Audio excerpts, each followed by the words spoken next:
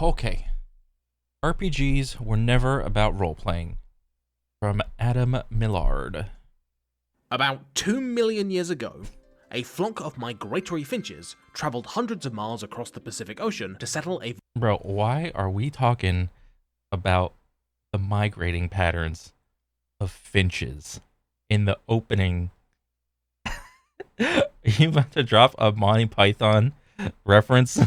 volcanic archipelago that we would eventually come to know as the Galapagos Islands. For the vast majority of their history, these islands and their inhabitants went completely unexamined, and it wasn't until 1835 that the Galapagos were visited by a guy called Charles Darwin, who you may be familiar with, and who noticed that something strange had happened to that original population of what he called Darwin's finches. Each group of birds had gradually evolved to fill particular ecological niches in accordance with the environment they inhabited, drastically diverging in the process. The large ground finch had a big strong beak for cracking nuts and shells, the woodpecker finch had evolved a small beak and simple tool used to get bugs out of trees, and the vegetarian finch stopped eating meat altogether because there are loads of plants where it lives. There's even the vampire finch, which goes through occasional famines, requiring it to drink the blood of other birds. Whoa!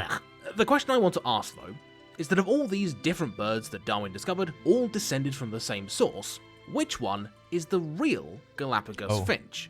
Will the real Slim Finchy please stand up? Which one of these birds is the true inheritor to the genetic legacy of the island's original visitors? And which ones are just imitators? Incidentally, you might also be wondering what any of this has to do with video games, and I'll be honest, it's a fair point. See, I want to talk about RPGs. RPGs, or role-playing games, are, as you are no doubt aware, one of the biggest and most enduringly popular genres of game out there. Oh, and yeah. Bro, RPGs, if you want to get, like, immersed in a game, I can't suggest enough, like, RPGs. RPGs, for the most part, like, do the best job at, like, making you forget about your real-world problems and just letting you escape into the game. Love them. Part of the medium since before video games even existed. Before Mario jumped over his first turtle, before the first Tetronimos were cleared, and before Grizzled McShootman blasted his first demon, RPGs were already taking the video gaming world by storm, and they haven't stopped since. The issue is, though, is that RPGs... Yeah, until BRs came around the block. ...are, in many ways, a victim of their own success. The genre has been so consistently popular, and so consistently widespread, that you could argue that it's begun to have a bit of an identity crisis. Because, let's be honest, what does role-playing game even mean? Look at Final Fantasy. Once a venerable series of intellectual, tactical, turn-based games, has slowly metamorphosed into an almost purely action series with what would seem like only a surface-level connection to its roots. Final Fantasy XVI's combat system was even designed by the same guy who did Devil May Cry. Hell yeah, and that was a good idea. And the Final Fantasy VII Remake's combat system has basically nothing in common mechanically with the game that it's supposed to be remaking. Over in the West, so many games have started bolting RPG systems onto themselves with zero regard for the design tradition and expectations they're associated with, that the line between what is and is not a proper RPG has become incredibly blurred. Okay, what is an RPG and it's getting blurred? That's a good question. I think for the most part, it all depends on like what you want out of the game. If you like the whole turn-based thing, there's games for that. If you like the whole action combat thing, there's games for that. You know, it's not like there's one type of RPG that is supposed to rule the other ones, you know? There is no one ring to rule them all. There's no one RPG to rule them all. They're all good. You just, have to find the one you like playing. Sure, the new Assassin's Creed games and Call of Duty and even Duolingo have gear and stats and experience points. Duolingo, there's no shot. Does Duolingo have gear? No way. But does that make them RPGs? You'll get a different answer from basically everyone. And in the world of indie games, there are loads of different revivals and remakes and reboots coming out every single revival, reboot, remake, remaster, imagined, graphics. They, all of which are claiming to rekindle the golden age of the RPG, and none of which have much in common at all. Roguelikes, immersive sims, tactics games, and whatever's going on here, have very few shared similarities, save for the fact that they all claim to be RPGs, and they all claim to be recapturing a golden age that is mutually incompatible with all the other golden ages. The longer the RPG seems to exist, and the more iterations and mutations it undergoes, the harder and harder it seems to be for fans of the genre, and for the gaming public at large, to agree on what exactly a true, pure RPG is supposed to look like, or even what elements that hypothetical game may contain. That's a good question. The longer the video game industry goes on, the more questionable of what is an RPG and what makes a good RPG. The whole like golden age of RPGs, like I was like a casual like when I was a little kid. Like I think I had like a PlayStation 2 or 3, and then I think I had an Xbox 360. Okay, maybe I wasn't casual. Like I played a lot of games when I was a little kid, but like at the time I didn't really think of it. Like when you are when these guys are talking about like the golden age and you were actually back there, you didn't think about it like it was the golden age. You were just like in it and you were just enjoying the games and stuff. All this like slapping the label of golden age, this is all like retroactively in retrospect. Compared to like what's coming out now, you know? When we hear about a racing game or a strategy game, we more or less know what to expect, but the phrase RPG seems to occupy some insane quantum superposition that defies easy categorization and makes everyone very upset indeed. That's where I come in. See, for a few weeks now, I've been trying to solve the problem, once and for all, of what RPGs are all about. What single underlying factor ties this disparate group of games together into a group that we all feel like ought to exist, but that we can't quite pin down. Unfortunately, this is something that's easier said than done, because a lot of our core assumptions about the nature of the RPG are, to put it lightly, not the full picture, and nowhere is this more clear than in the case of the name. There are no doubt plenty of people in the comments who've already told me that I'm being silly and that RPGs already have a fixed definition. They're role-playing games, they're games about role-playing, right? Well, yes, kind of. Well, like what does that mean, role-playing? Like back in the day, like RPG. When you say RPG and I think back in the day, I'm thinking like was it Dungeons and Dragons? Like if you want a really good like RPG like tabletop type thing, like Dungeons and Dragons is like the best at it, because not only do you have to like, depending on what group you play in, you know, you have a like a role, like a class or whatever, and it wasn't so much the holy trinity of like tank, DPS, healer, or support or whatever. It was more or less you have to fulfill like just play the character in that class. So like when these guys are like bitch moan complaining about, oh, what is an RPG? It's like, are you playing like the class, or are you simply just fulfilling like the communication aspect? Like not so much the combat, but like everything that's non-combat. Kind of, but also, it's not quite that simple.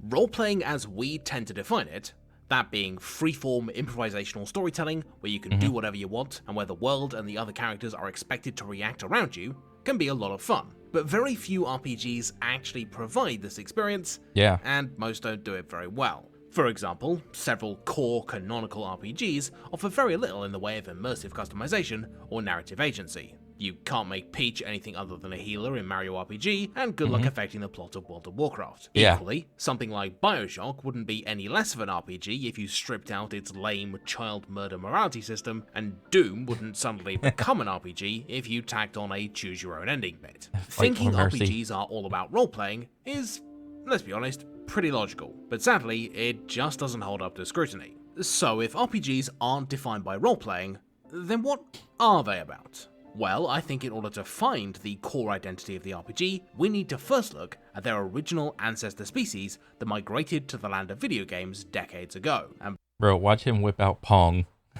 By that, I mean Dungeons and Dragons. Yeah, there you go. D&D is the original RPG. Basically, every single one, video game or otherwise, can trace its origins back to this single game devised by Gary Gygax and Dave Arneson back in the 70s, and a lot of its elements can still be seen in RPGs today, from Yeah, in general, when someone says the word RPG, or not the word, but you know what I mean, like, they're thinking, like, high fantasy, Lord of the Rings, orcs, goblins, wizards, knights, thieves, rogues, whatever, kings, stuff that's, like, supposedly back in the day and not of this world, all right? That's more or less what, you know, they're, like, alluding to. character classes, to equipment, to dungeons, to... Bro, this is the truest of true of equipment right here. This is the truest of true. Man. You know, one of those things that live in... And what the fuck is this? Why would you put this here? Oh my god. This is not the type of dungeon. in the dungeons. Duragar. Yeah. The thing is, though, is that while it would be very convenient for Dungeons and Dragons to be a complete blueprint for all subsequent RPGs, D&D, particularly early D&D, was kind of a mess, and made up of a bunch of different conflicting ideas, all pulling in different directions, that makes it impossible to use as a template for the whole genre. On one hand, its rules were based on the tabletop wargame Chainmail, and as such, was all about tactical battles and rolling dice. But on the other, Dungeons & Dragons emphasized much smaller scale gameplay, and so opened up the opportunity for more emergent use of abilities and items, as well as non-combat solutions to problems, disrupting a pure focus on combat. Yeah. Equally, I think, isn't that the issue with, like, D&D 5e? Like, there's so much concentration on the combat that, like, the, what is it called? What do you call it? Like, the non-combat stuff is kind of trivial, and what ends up happening, for the most part, at least when me and my friends played, is, like, we would more or less, like, kind of rush the talking parts, and then we would always love to, like, get into combat quick, or whatever. the referee, later called the Dungeon Master's increased power, seemed to shunt the game in the direction of more authored, linear narratives. But the inclusion of primitive storytelling systems, like alignment and paladin oaths for players to deal with, gave them a large degree of control over the narrative as well. Far from being just a make-believe game focused on role-playing, or a purely combat-focused game with a distinct style of play in mind, Dungeons & Dragons was this roiling primordial soup of influences and ideas, and its successors pulled from a variety of them as they split off and evolved, including the ones that confusingly decided to keep the name even if they decided not to have anything to do with role-playing. I know, it's confusing. Yeah. With that said though, while early Dungeons & Dragons might have had no cohesive vision, and frankly may not have been that fun, its weird combination of ideas still managed to create a spark of genius that went on to guarantee not just its success, but the success of every game that followed in D&D's footsteps. Something that was in equal parts strategy and storytelling, mechanical, yet personal. And I think the best way to illustrate what that is to check out some of D&D's major video game descendants to see if we can spot what element is still common among all of them. The earliest iteration of digital Dungeons & Dragons can be found in mainframe RPGs like The Dungeon, Moria, or simply D&D, most of which were designed to facilitate online play of Dungeons & Dragons. However, no matter how hard the developers tried, and no matter how fun their creations were, they could never quite replicate the same experience of playing in person with the real Dungeon Master. Yeah, playing in person for D&D is the best. It's just actually the best. Early computers were great at handling the minutiae of D&D dice rolling, but they weren't so good at creating rich and lifelike environments or a sense of adventure. So that's why the earliest dungeon crawlers, as I'm going to call them, like Wizardry, Ultima, and Rogue, all leaned heavily into combat and external rewards, eschewing a lot of narrative baggage that no longer fit their design vision. Since then, dungeon crawlers have been all about the fun of fighting ever bigger and tougher baddies and being rewarded with ever better loot and abilities, leveraging advances in technology in order to increase the depth of their combat systems and the scope of their dungeons, either literal ones or merely dungeon-shaped areas. Yeah. All kinds of dungeon crawlers, from loot acquisition simulators to... Bro, does Borderlands fall into that category of dungeon crawler? Even though it's like a looter shooter, it's just an ARPG masquerading around as guns. Dang, I never thought about it like that. I mean, I'd say that's fair. Um, a fair assumption to do that. I mean, because like I played like Borderland, like I played all the Borderlands or whatever, and there's multiple maps, which is akin to multiple dungeons in like Diablo or any ARPG really. There's a ton of different loot. You got like purple, orange, green, and there's blues, and then there's like money. The same thing as ARPGs. It's heavily combat focused. Heavy like gameplay, like gunplay and mechanics and stuff. Um, and there's a good story like tacked on. So yeah, I'd say that's a fair assessment. The more classic party-based Labyrinth games use techniques like random item drops, a drip feed of new abilities, and a constant arms race of enemy complexity to force players to be constantly reanalyzing their character build and to really get stuck in, coming up with cool new strategies and unconventional synergies in order to stand a chance against whatever the next big challenge is. Ooh. Hell, even most modern MMOs have their roots in dungeon crawlers thanks to World of Warcraft, which Yeah. took many design cues from Diablo and has always been pretty much purely focused on combat and progression. You can make the argument World of Warcraft also puts a fair bit of Yeah, the whole thing is like most of the time, like whenever you're playing an RPG, everything is gonna be focused around combat because that's what people like. Seldom will you ever play a game, um, and the story is based off of how well you can communicate. You know, like people just want to see a bar of health and then see how fast they can delete it. That's what it is. Nobody wants to. And I'd say this in general. Nobody really wants to finesse like the NPCs through their communication skills because they're a better communicator. Yes, I know, I understand. There's a lot of games that like have things that do that or whatever, but that's like a side thing. It's not for most games. The main meat and potatoes is the combat part.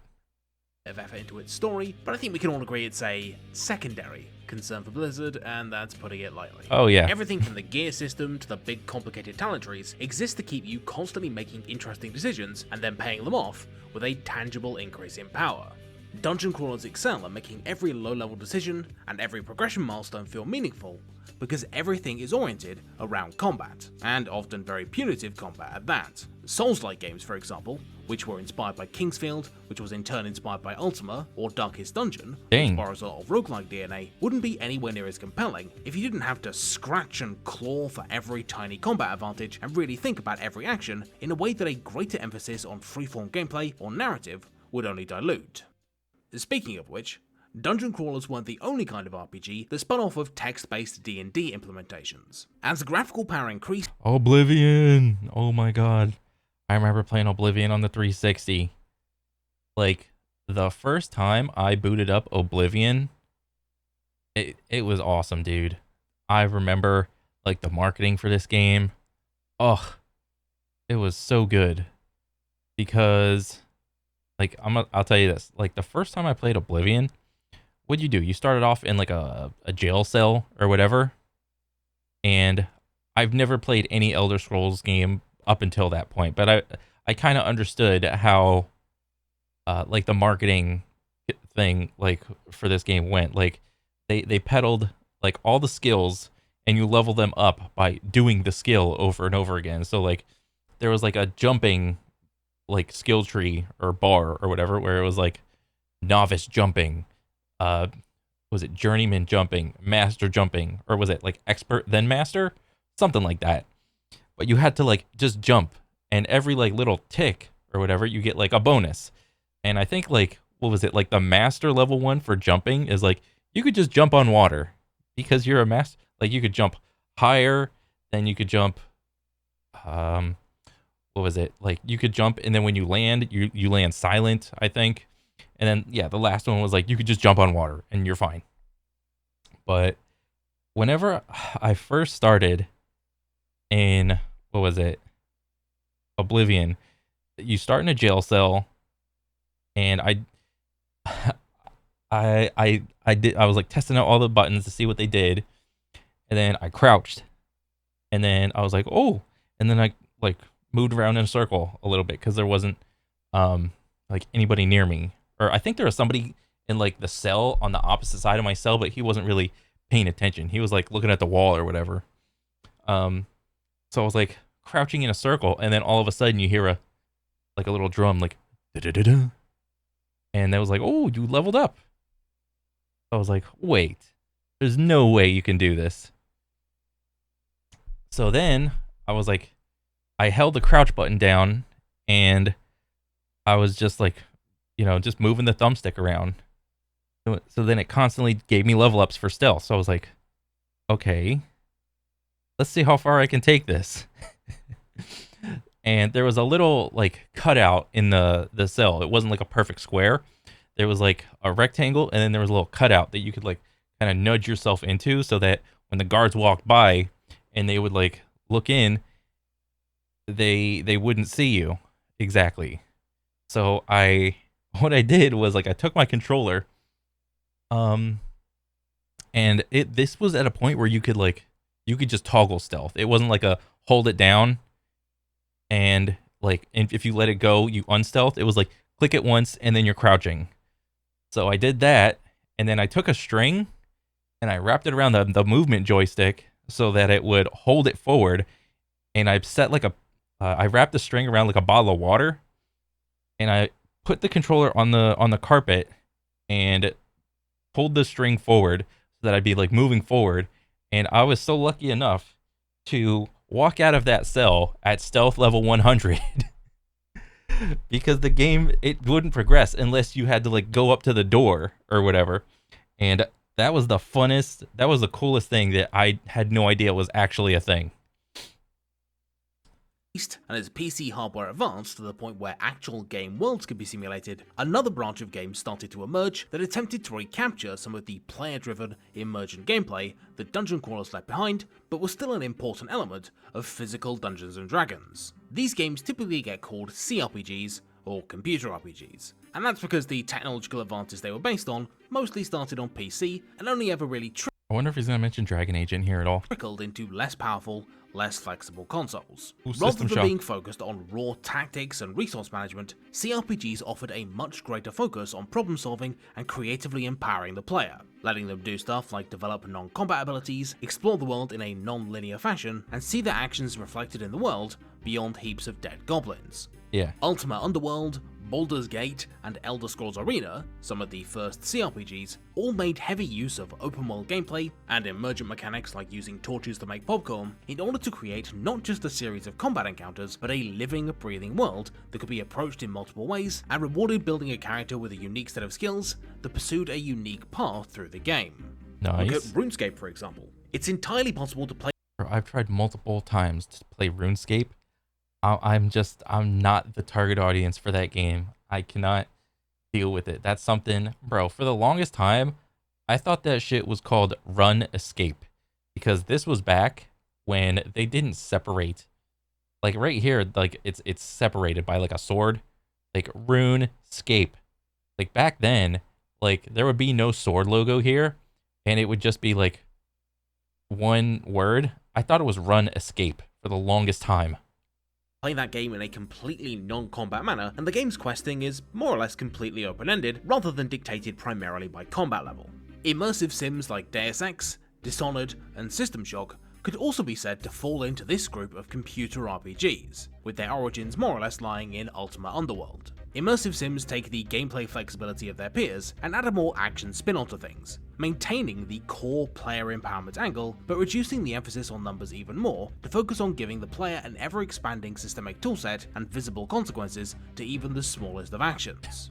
More modern CRPGs really go all in on this angle of letting the player do whatever they want and feel like the world is their playground. Bethesda's usual fare is massive open worlds filled with cool little activities to do in every direction that make the player feel like the center of the universe. Oh yeah. And slightly more focused CRPGs like, say, Divinity Original Sin allow you to feel like a total genius for solving puzzles and cheesing combat encounters in really clever ways that supersede a more rigid progression system and narrative structure. Of course, that's not to say that RPG innovation was only happening in the West. Far across the Oh yeah. Also, big innovations were happening on the other side of the world. Pacific, another letter was getting bolted onto the front of RPG to form an entirely new genre that still shared that same genetic background, that being the JRPG, better known as the Jamiroquai RPG. JRPGs are characterized most distinctly by their much stronger focus on a linear plot structure and limited player agency. More often than not, Yeah. So it's more or less just go from point A to point B. It's more or less like a theme park. You know, you're just there to experience the story. And yes, the dev gives you like a little bit of agency within combat, but for the most part, it's like you're gonna go here, you're gonna do this thing, you're gonna go there, do that thing. giving you a fixed character with a fixed role in the story and predetermined skills, rather than letting you customize your own.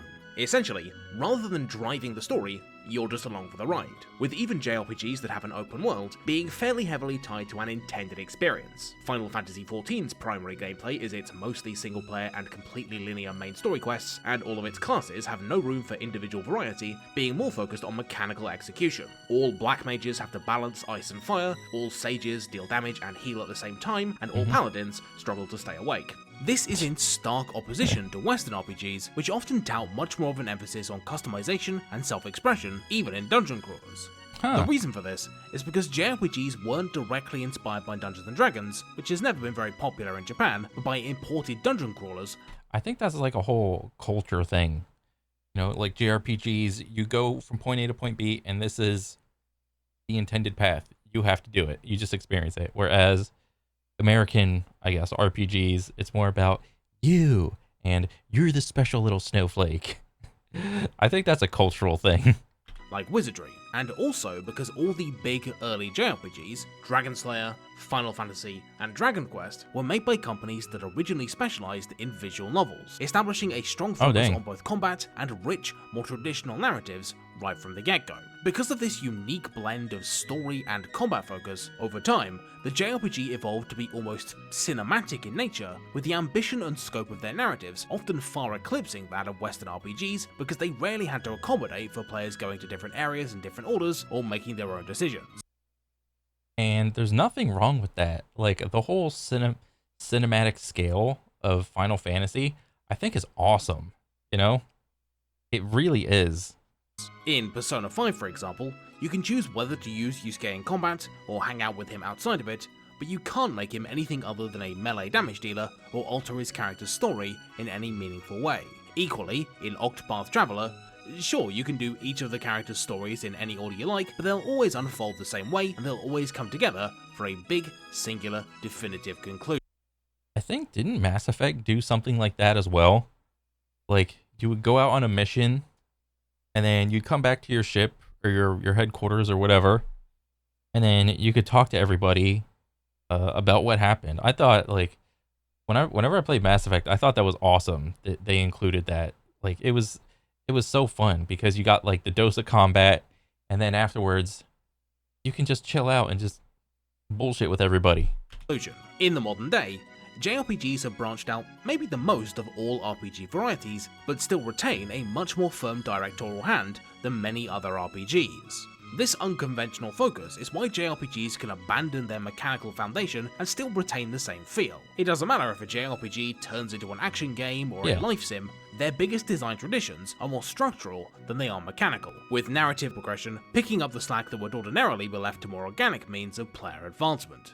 Of course, JRPGs aren't the only kind of role-playing games that put story first. Narrative adventure RPGs are just as focused on story, but in a very different way. See, not all original adaptations of D&D cut out the freeform story stuff to make room for the combat rules. Others went in the complete opposite direction and removed combat entirely because it only got in the way of player narrative agency. These text-based games, like Colossal Cave Adventure, Zork, and others, were the very first narrative adventure games, and are just as much a part of the D&D lineage as Wizardry or Rogue. Never played these. These narrative RPGs sometimes get rolled in with CRPGs, and there's a fair degree of blur between them, but I think there's merit in highlighting them as a distinct entity, especially given their unique design lineage and overall focus on story freedom over mechanical freedom.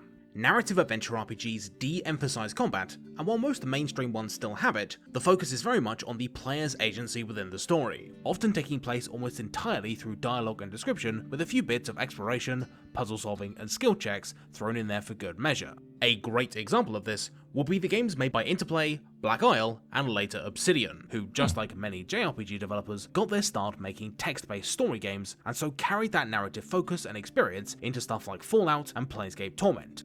As a small aside, this is also why the Fallout games made by Bethesda and the ones made by Interplay and later Obsidian have a totally different feel and gameplay style, even if they were made using the same tools, assets, and intellectual property. Yeah, I played a lot of like all the old Fallouts or whatever, but this was back when I didn't follow like any of the devs or anything online really. I was just like, oh, new game, great. And I could totally feel the difference whenever I played like, what was it, Fallout 2 versus Fallout 3 versus Fallout New Vegas. Yeah, it felt different, and each one was like they were peddling their own version of Fallout. But I think the most important playthrough is like the first playthrough, because that's the one where you're most impressionable. That's the one where you have the most what do you call it? Suspension of like temporary suspension of disbelief. So as long as you enjoy it on your first playthrough, and like subsequent playthroughs, it's like they can all be good in their own way. Narrative adventure games, despite a fairly persistent lack of popularity, are the RPGs that I think best embody the role-playing, improv storytelling spirit of D&D. Yeah. And for that reason, it's only like a combat. It's only when you take away the combat, because that's more or less like real life. In real life, combat is the last thing, is the last resort. So when combat takes a back seat, and then narrative stuff and exploration stuff takes the front seat, then it's understandable to be like, oh, okay, well, this is the more true RPG type game, even though it may not be as popular, like he's saying. And this can, to varying degrees of success, be seen today in the works of CD Projekt Red and BioWare, both of whom initially got started working for Interplay, and have since thrived bringing narrative agency and strong stories back to mainstream Western RPGs after everybody else kind of went out of business. Equally, that's not to discount smaller studios which don't have the budget for cinematic adventures or super deep combat simulations. Yeah. Studios like Fail Better or Inkle have thrived in this particular niche for years, and without them, we never would have gotten the recent indie revival of these kinds of games. Disco Elysium, Pentiment, and Suzerain, which all put player narrative agency above all else, are finally showing that they don't need combat and loads of maths to be great RPGs, an idea that stymied even great narrative RPGs like Planescape Torment, where fighting stuff basically only got in the way. RPGs are wildly varied. They come in a million different forms, with some of them having very little in common mechanically with Dungeons & Dragons. Yeah. But in spite of that, they're all still RPGs. The thing that links all of these very different titles together isn't a single set of mechanics, design goals, or setting elements, but the far more fundamental focus. Bro, when that shit happened for the first time, and even subsequent times in Borderlands in that DLC, oh my god, that shit like stopped my heart. Those fucking mimics. Fuck them, dude. Hate those things. On the thing that made D&D work in the first place, and that is an emphasis on character. RPGs, more so than any other kind of game, are all about getting you to care about your character or characters, and the way that they can change or progress over time. Whether you care about their evolving combat power, their ability to manipulate the world, their personal journey, or the consequences of their actions, this through line of being put in control of a little guy, or sometimes several little guys, and gradually nurturing them as you play, is a common factor among all RPGs. Right. Even the role-playing activity that gives the genre its name, where you get to create a character from scratch and define who they are, is just one of many ways to tap into this fundamental appeal. Yeah. I mean, supposedly, your character is supposed to be like an avatar for you. You're supposed to grow and care about them, so on and so forth. That's why you make your character more powerful, so you don't want to die. Yeah. I mean, has there ever been an RPG where it doesn't do that? Where you just go through like a story And and I don't know, like what's the opposite of caring about a guy like the main character? Like not caring about the main character? Maybe but that's just a bad game then at that point. Um, I don't know.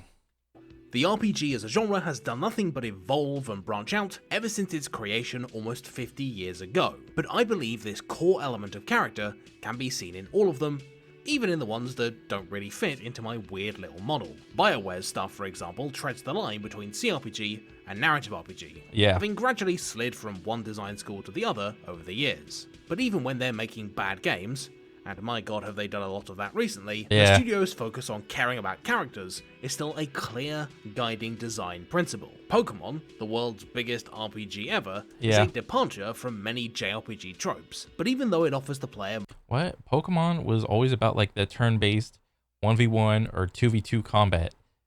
Has it really like departed from that? much more freedom than in other Japanese RPGs, you can still find the same fun of assembling and growing your little team of guys in both it and more traditional games like the Trails series, which can trace its development history all the way back to Dragon Slayer. And beyond single titles, life sim games like Harvest Moon, Crusader Kings, and The Sims, which is a pretty eclectic mix to say the least, are well on their way to forming an entirely unique branch of RPGs in of themselves that I will then have to add to my little graph. Hell, even D&D itself is still mutating and evolving over time. The 3rd edition was an open-ended systemic playground where actually fighting... Bro, I played that one. I think this was the one that I played when I first played D&D. When I was like, what, like, I think it was 10 or 12 years old. I went to my buddy Max's house, and his dad was like a dungeon master, and was me, Max, his sister, and then maybe like one other neighbor kid that like played, and it would be the 4 of us or whatever. And I remember I played a cleric because I don't know, that's just what I got roped into doing. I didn't really like, I'm 12, I don't know what the hell is good and bad. And like I go there for a couple sessions, and then all of a sudden I got this like mace that shot out sunbeams or whatever, and I was like, oh, this is cool, this is awesome. And then we played for a couple more sessions, but like my buddy, like we're all about that age, he had like a temper tantrum or whatever, and his like the house wasn't that clean, and like his parents smoked a shitload, so like when you walk in the house it smells like smoke. And I was just like, I think I'm good, guys. I'm gonna dip out. enemies was pretty pointless, which a lot of people hated. 4th edition stripped everything out that wasn't combat and turned itself back into a war game, which a lot of people hated. And 5th edition puts way more emphasis on character backstory and narrative elements than its peers, at the expense of combat balance, which, guess what? A lot of people hated. But in spite of the fact that D&D has always been pulled between several design influences, the key to the game's enduring success is that its developers never lost sight of what makes the game work. Characters we're invested in and care about developing. Equally, when it comes to the recent spate of other games that have lifted RPG mechanics, the ones that successfully tap into the investment and depth the genre is known for are the ones that carry over not just stats and gear, but this focus on character as a core element. Looty shooty games like Destiny realize that getting to make choices about what your character does and constantly creating the feeling of getting stronger is a great way to foster a sense of long-term investment in an otherwise faceless shooter protagonist. Oh yeah, if there's one thing people like doing, you know, like the aim bros doing, it's doing more damage. It's it's always doing more damage, do more numbers, or do bigger numbers. Strategy games like Fire Emblem, Final Fantasy Tactics, or XCOM have enriched their tactical battling by adding long-term character stakes that turn faceless suicide jumps into actual people you're invested in keeping alive. And even stuff like Metroidvanias use RPG ideas in order to double down on that genre's focus on mastery of a physical space by manifesting that abstract feeling in the form of tangible character strength too.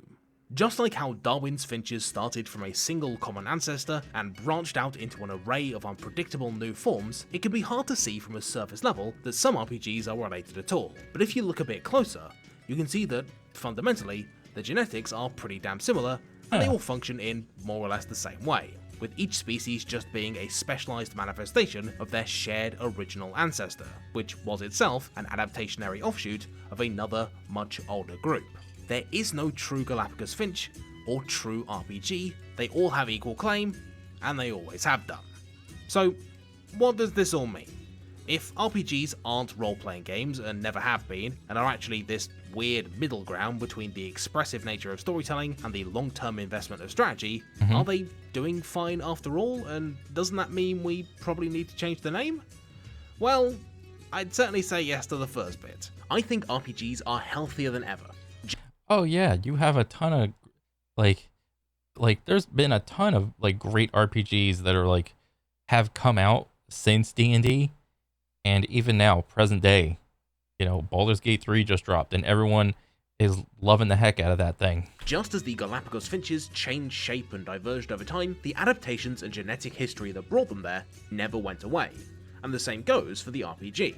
Just because the genre is constantly adapting to new environments, doesn't mean that it's dying.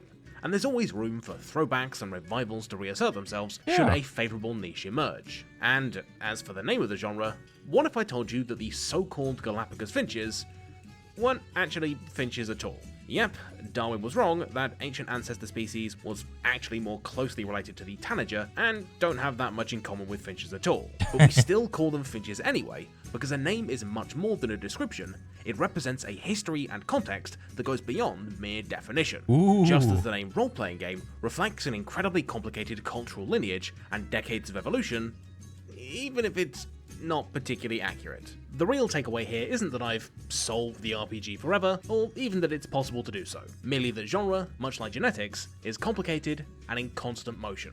We can't pin down and box in the RPG any more than we can stop birds from revolving. And it's only by understanding the messy, indistinct, primordial place they came from that we can truly understand where they're going. Well, it's either that, or the takeaway is that evolution is a lie, and that Gary Gygax created Dungeons & Dragons, a perfect game fully formed in 6 glorious days, and then on the 7th day he rested to get all of his spell slots back. It's definitely one of those two things, though. Yeah. Hello, and welcome to the After the Video segment for this bumper-length episode. Wow, this was a long one, wasn't it? Anyway, this is part of every video where I sit down backwards on my chair like a cool youth pastor and talk to you about some cool stuff that you need to be made aware of. But unlike a cool youth pastor, I'm not talking about Jesus. I'm actually talking about some cool people on the internet. The first of which I'd like to mention is the Great Moon Channel, a YouTuber with a unique specialization in both lore and Japanese RPGs. And this has led to the creation of some absolutely great and extremely detailed videos on topics that I didn't even realize I wanted to know more about. Mooney has some great stuff on the whys and history of Nintendo being very aggressive with their copyright, all the way over to the unaccountably fascinating cultural context of why every single JRPG makes you kill God. Seriously, that one's really worth a watch. It's probably my favorite. Moon Channel's videos strike a great balance between being sort of wholesome and relaxing without being too saccharine, and intellectual without being overly dry and boring. They're a great binge watch. Please check them out. Also, that's not the only cool person I need to discuss, far from it. I also need to shout out my dedicated patrons who ensured that I can indulgently add an extra 5 minutes to this video because there was just so much to talk about. They are absolutely great, and every single penny they throw my way goes towards ensuring I don't have to make the videos worse with sponsorships or torpedo my credibility by talking about Raid Shadow Legends. In return, they get early access to videos, some special behind the scenes looks where I break down every single video and why I hate it, bonus game design goodness, and even special shoutouts like you can see in the corner of your screen right there. Yep, there they go, and they're finished now. Or are they? Because $10 donos get the greatest privilege of all, and that is to have their names read out by me at the very end as an... Okay, so this was a great a video from Adam. This was awesome. I never really thought about RPGs like Finches or whatever, and yeah, I was just like, oh, it's a different style of RPG. You know, oh, there's some combat stuff and there's some talking stuff. That's pretty much all I thought about. But seeing this and have it explained like this was actually really cool. And I should just be like on the lookout for more like RPGs to like pop up more or less. But yeah, this was great, man. I love playing RPGs. I'm always like waiting for like the next, like the new hotness. That's what I'm waiting for to come out or whatever. But yeah, another great one. Yeah, I want to see more still. But that's pretty much it for me. Yeah, Until next one, guys. All right, later.